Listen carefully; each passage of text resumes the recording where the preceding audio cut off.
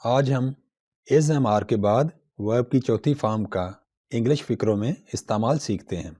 یاد رکھیے، ورب کی چوتھی فارم کو آئی این جی فارم بھی بولا جاتا ہے۔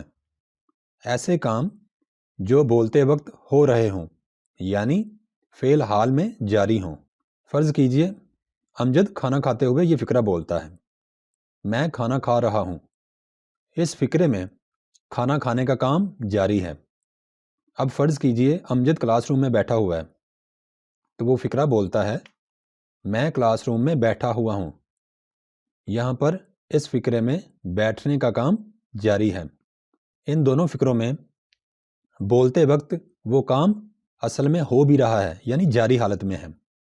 کچھ کام ایسے ہوتے ہیں جو بولتے وقت نہیں ہو رہے ہوتے، مگر وہ ماضی میں شروع ہوئے ہوتے ہیں اور مستقبل میں ان کو ختم ہونا ہوتا ہے۔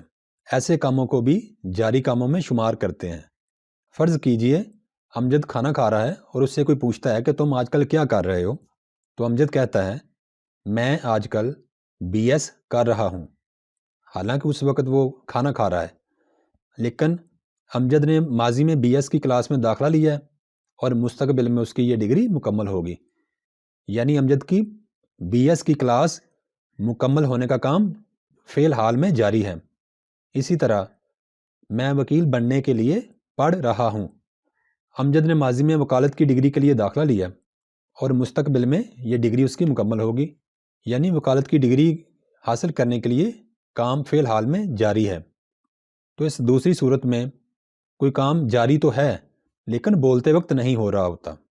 تیسری صورتحال یہ ہو سکتی ہے کہ کسی انگلش کے فقرے میں at present, presently, now, these days جیسے الفاظ ہوں تو یہ بھی فعل حال میں جاری کاموں کو ظاہر کرنے کی علامتیں ہیں۔ اوپر بیان کی گئی تینوں صورتوں میں ہیلپنگ ورب از، ایم یا آر میں سے کوئی ایک لگا کر اس کے بعد ورب کی چوتھی فارم یعنی آئی این جی والی فارم لگا کر فقرہ بناتے ہیں، یعنی سبجیکٹ، اس کے بعد از، ایم، آر، اس کے بعد فعل کی چوتھی فارم اور اس کے بعد آبجیکٹ یا کمپلیمنٹ۔ آئیے مثالیں دیکھتے ہیں۔ ہی از ہیلپنگ می ناؤ، کیونکہ ہی لگا ہوا ہے اس لیے یہاں پہ ہیلپنگ ورب ہی کے ساتھ از آئے گا اور اس کے بعد چوتھی form. He is helping me now. N O W کا لفظ ایک انڈیکیشن ہے، علامت ہے کہ اس وقت یہ کام بولتے ہوئے جاری ہے۔ I am not insulting the president, میں پریزیڈنٹ کی انسلٹ یا بے عزتی نہیں کر رہا، یعنی بولتے وقت یہ کام جاری ہے۔ یاد رکھیے اگر نیگیٹو آپ نے بنانا ہو تو ہیلپنگ ورب کے فوراً بعد این او ٹی لگائیں گے، آپ ناٹ لگائیں گے اور اس کے بعد فورتھ فارم آئے گی۔ They are advising the students at present، اس وقت وہ اسٹوڈنٹس کو نصیحت کر رہے ہیں۔